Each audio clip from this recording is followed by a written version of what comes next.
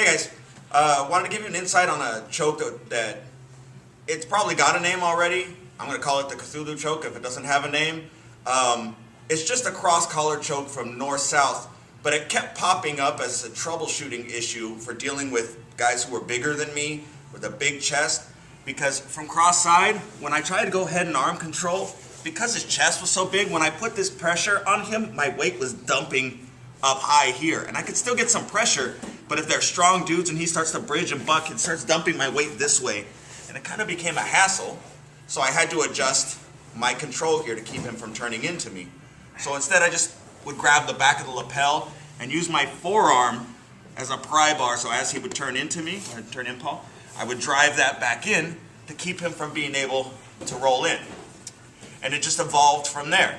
Because as they continue to rock back and forth and move, I would move to north-south and control the head with my left knee.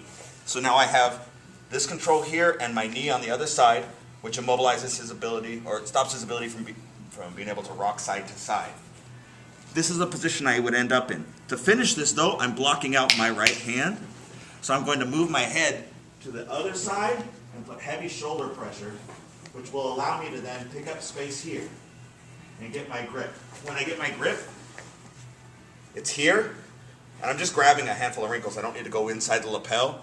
Just grabbing whatever grip I can get here, and I want it tight on the neck. So as I get in, I'm moving here. This hand feeds in, and it's my normal cross-collar choke pressure. But it's pretty quick. When it first came up, it was one of those things where I would get into the position and then realize, oh, there's a choke right here. So we had to kind of reverse engineer and figure out why that kept happening.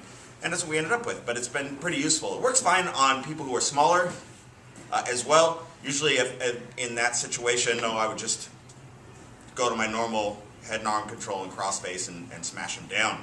But against bigger guys, that game that I normally had wouldn't work, which is how this came about. So hopefully you'll be able to put this into your game. It's pretty easy. Let's look at a couple different points in there, and a second we refine that grip real quick.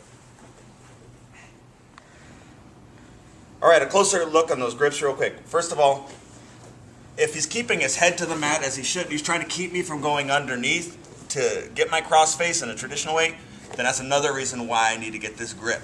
I'm going right at the base of his neck, and then I'm going to extend my arm into him. So he can turn his shoulders a little bit, but he can't turn all the way to cross side, so I've immobilized him here.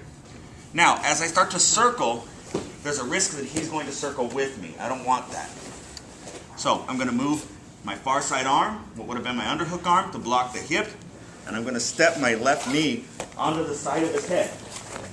Now his head is trapped between my left arm and my knee, so he's not going to be able to spin the way he wants to, and he can't turn on his side on either side. Here's my position, so I'm going to move my head to the other side because I can't finish here. If I try and do it right here, I'm going to get rolled over. So move my head to the other side. I'm going to pick up my body so that I can get my grip through.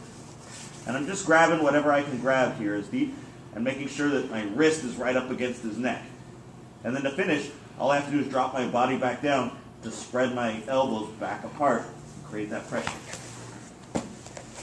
That'll do it.